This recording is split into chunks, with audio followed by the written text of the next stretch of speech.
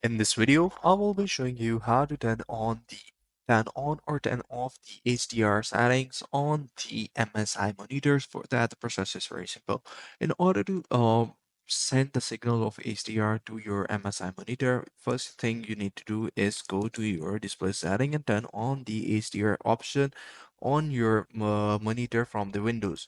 Once you have done that, you'll be able to do it on your graphical system unit of the MSI where the HDR option will be shown.